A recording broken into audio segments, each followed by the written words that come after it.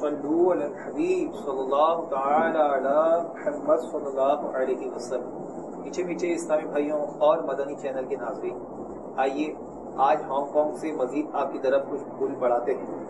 حضرت سیدنا ابو ہریرہ رضی اللہ تعالی عنہ سے مروی ہے کہ رحمت عالمیان مکی مدنی سلطان صلی اللہ تعالی علیہ وآلہ وسلم کا فرمان حقیقت نشان ہے، مجھے کبھی کسی کے مال نے وہ فائدہ نہ دیا جو ابو بکر کے مال نے دیا۔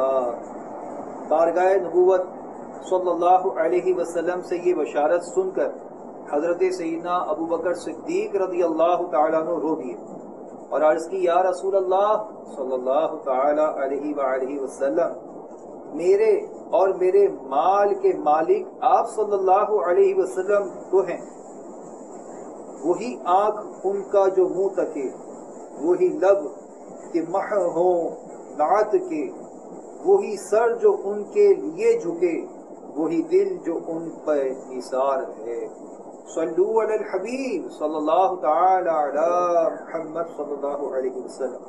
میٹھے میٹھے اسلامی بھائیوں، اس روایت مبارکہ سے معلوم ہوا کہ حضرت سیدنا صدیق اکبر رضی اللہ تعالی عنہ کا مبارک عقیدہ بھی یہی تھا کہ ہم محبوب رب الانام صلی اللہ علیہ وسلم کے غلام ہیں، اور غلام کے تمام مال و منال کا مالک اس کا آقا ہی ہوتا ہے۔